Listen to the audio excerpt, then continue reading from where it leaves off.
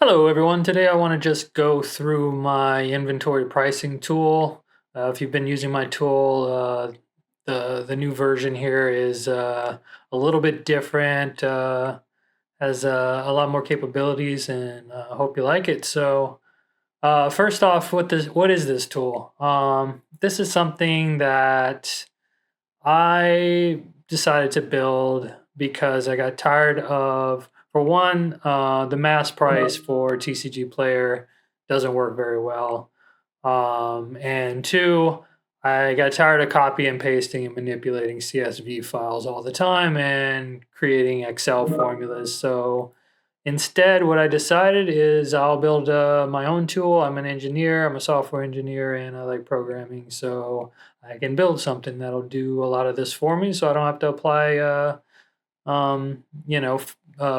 Excel formulas all the time. So just a quick intro. This is how the tool works. So this is my workflow every morning. This is how fast it is and how easy it is to use. So um, right now I'm just going to use the current formulas here that kind of come in stock. And what you'll do is you'll go into your pricing, you export from live, and once that's downloaded, you can go into this tool. Be sure to select the appropriate file you're importing. This is the normal TCGplayer inventory. If you have with my store, the TCGplayer Pro, you can select that and have the my store options with those being able to set those prices there. So go ahead and hit Process CSV.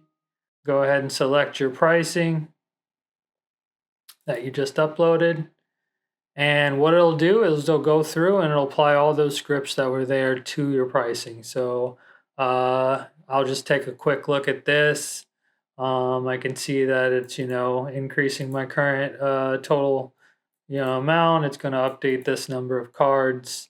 And as you can see, like I have some 1,700 cards listed right now. There's about 1,300 updates. So what it will do by default is just remove anything I don't have in stock, so everything will be what I have in stock. And then if I go to download update CSV, that's going to give me what the changes are. And if we look at this file, it'll be even smaller, and that's because it will only give you an updated file of what is new, or like what has changed. So prices that have changed. So it won't just give you your entire inventory to reapply when it doesn't make any sense. So it tries to, with the default logic, it tries to make this as efficient as possible. And then you can go back into your pricing, import the stage, choose your file, select the listing update file that was just created. You can see the size difference. The original file is about 3 megabytes. The updated file is only 160K. So much smaller. Removes everything that you don't need, and then can get processed really quick. So it'll validate it, and then it'll save it. You can move to live, and then it'll apply that, and that's it. Your pricings are ran. You can just switch back to live here, and that's it. That's the whole process once you got this set up the way you like it. Runs pretty fast, pretty efficient. Just a sample, if I clear this out and I go to process, and then I go to, I did a full Pokemon export. I mostly sell Pokemon, so that's why I'm focused on that. This is a 30 megabyte file, would typically take quite a while to process. But if I open it, you can see within a matter of seconds, the process has already went through and did the same thing. It removed all the files that I don't have or all the rows that I don't have in stock, and applied the updates to everything. And then you can download that update. So yeah, so pretty quick. So let's clear this out, and let's take a quick look at what we have here. So there's 3 different scripts. There's a pre-filter, an update, and a post-filter. What you want to do is, for the pre-filter, this is like, what don't you want to even calculate new prices? prices on? Is there anything you just want to remove from this file? You don't care about it. You don't want to run any calculations on it. And what the default is, hey, if, the way to think about this is what you want to include. So basically, let's say I want to include everything, I just return true. And that means every row would be included in this calculation. But right now, what I want to include is where the total quantity is over 0 or your add to quantity is over 0. So basically, just include anything I have in stock or anything I want to update stock for. But let's say I did not want to include any anything that's priced over $100 because I manually priced that. So you could just say, okay, total quantities over 0 or add to quantities over 0, and the TCG marketplace price is less than 100. So that says, okay, I want to include if the stock's quantity is over 0, if I'm going to add to the stock, and these two are or, and the marketplace price is under 100. So if, let's say, I went ahead and processed something like that, we should see that there shouldn't be anything over $100 in this list. And that would be based on the current price. So as you can see here, this one is currently over 100, but the price that it was looking at was the 90.94. So that's why it's still in there. So yeah, just keep that in mind. You could have it filter out by market price over 100 or, low price over 100. So you'd have to choose what that category is. But okay, so that's the first one. Second one is what you're actually wanting to do, and this is just ran on every row and it updates what it wants to update. So if this is just written in JavaScript. So if you can look up JavaScript. I'll show you how to use AI for JavaScript, but this is just a sample. You can do just about anything in here. Let's say you wanted to,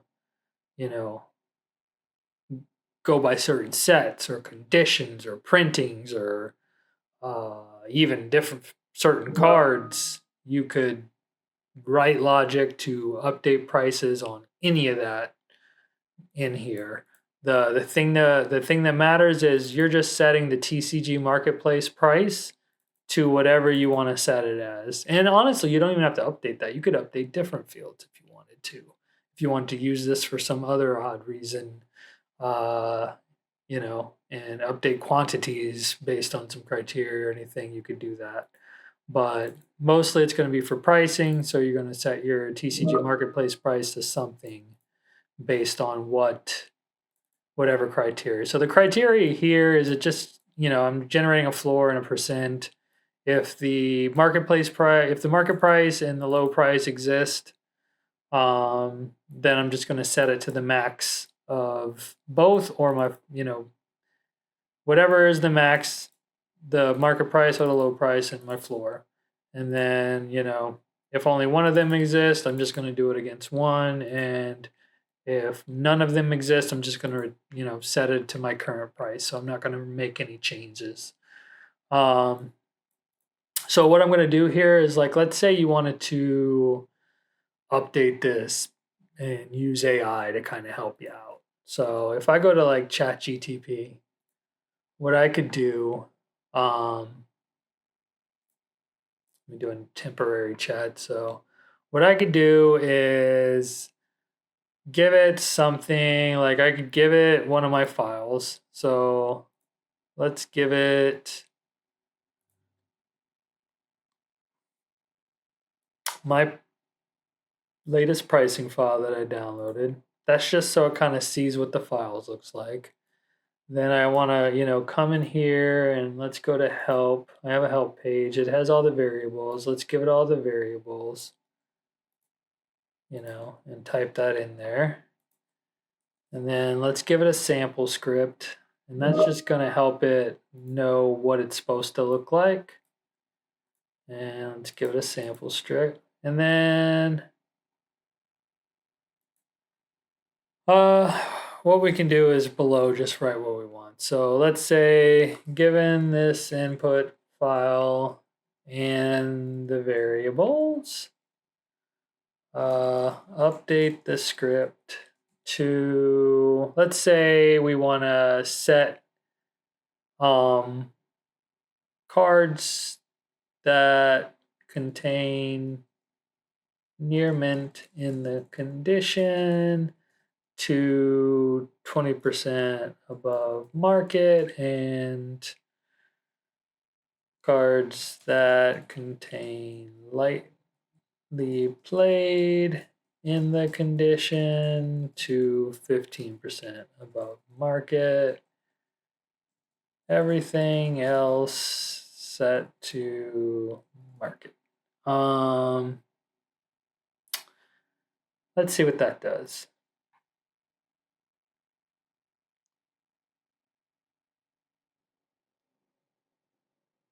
So hopefully I gave it enough context. I gave it what the scripts currently look like. I gave it all the variables, and I gave it what the inputs might look like, the files themselves, and that should give it everything it needs to kind of make a determination on, hey, what should this output script look like? So you can see it's analyzing there. You'll have to play around with it. You can test out the script. Sometimes it might get it wrong, but you can continue to talk to it and, you know, okay, so here's what it did. Funny enough, this actually just applied the script to me, to the file, like I was using it to. So hey, if you want to, not use my tool at all and just use ChatGPT to do your updates every day, that's fine too. Although I would expect sometimes it might not get it exactly right. So in this case, what I will do is I'll copy the script again, and I'll just say only update this script. Don't apply changes directly. So, see, so now it knows what I want. It's going to generate a script. And all right, so it's setting a floor. It's got a default percentage of 15. Now it's going to find out what the real percentage to. So if the condition includes a near mint, put it 120. If the condition includes lightly played, 115. Otherwise, put the markup to 1%, to 1, which is just 100%. And then it's going to apply the percent. So it kind of updated my current script and just added these conditions to it. So not too bad.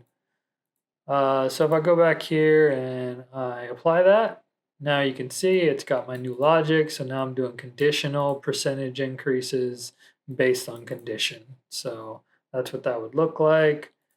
And then if you look at the bottom, the post filter script, which I didn't talk about, that's like, okay, now after these changes are applied, what do you want to remove from the final output?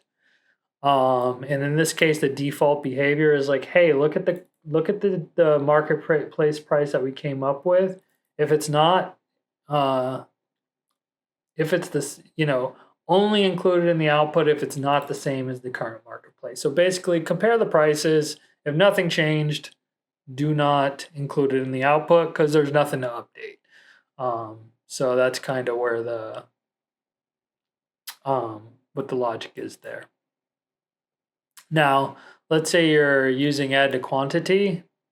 You might not want to apply that because let's say, so you can say only include it if it's not in the output, or if the marketplace price doesn't match the current price, or add to quantity is greater than 0.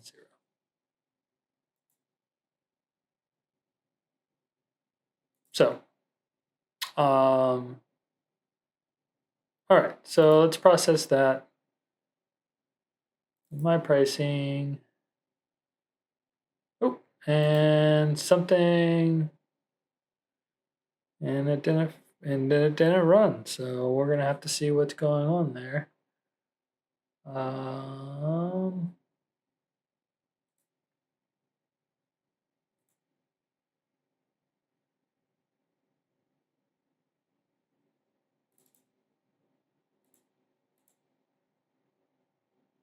oh, and this is why. You see in the return here, I have an extra colon. I don't know how that got there, but that was the reason. All right, let's try that again.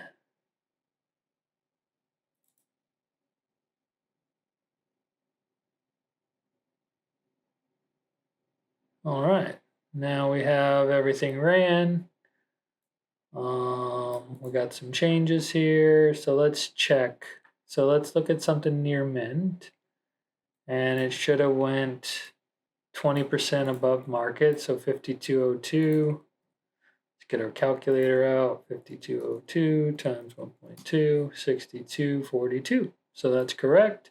And let's look at something lightly played. That's right here. So it's got 2483.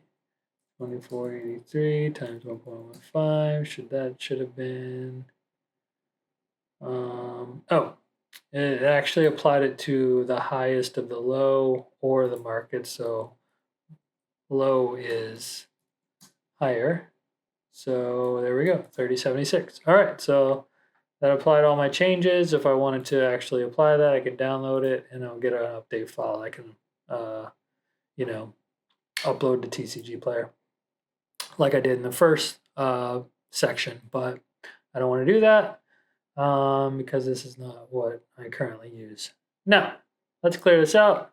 Okay, let's say you've worked really hard. You got a nice script here. It's doing all kind of fancy stuff. You're checking conditions. You're checking sets. You're checking, you know, printings. Like if it's hollow, if it's non-hollow. And by the way, if you need to see what you can use, there is a helper. So like, let's say if I just start typing TCG, there's a lot of fields that are called that have TCG in it. So you can, it has some autocomplete for you. Or if I have, I want to see what's low, or if I want to see condition, you can kind of start typing and see what your options are. Okay, so I got a nice script. I don't want to lose it. I want to apply it. So right now, everything's kind of stored in your browser. So let's say I clear my cache, clear my cookies. Your fancy script is gone. It'll save it on the computer as long as it's as long as you don't clear your cache. But if you want it to, store it just in case, you got two buttons up here. There's a save scripts button and a load script. So if you want to go to save scripts, what that'll do is that'll just download a file, and that file will have all of your, pricing on it, or your scripts. It'll save every script in memory. So I did this update. I'm going to reset my entire interface. So this is going to go everything back to normal, or like it accidentally got deleted and someone cleared everything out and now everything's gone. No scripts. Oh no, what am I going to do? I can load it. I'm going to go ahead and select my pricing tool, settings, and boom. That loaded everything. So it's right back to where I was when I saved it. So when you do save it, it will just download it. So if you want to move it, you'll have to probably manually move it yourself. But yeah. So yeah, you can save load.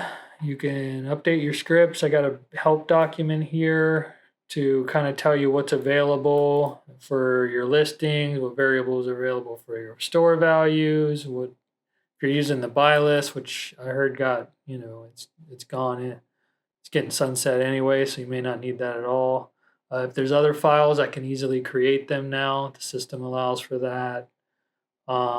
There's a lot of samples in here of what things might look like. showed you how you might use AI to start generating this. So yeah, I think that's a pretty good overview of this update. Let me know if you run into any issues with it, if you like it, if you don't like it, or what I could do to make it better. I'm just trying to improve the speed and efficiency I have on my daily process, but of course, trying to help as many people out in the process. So thanks for uh, thanks for watching me, and yeah, looking forward to future videos.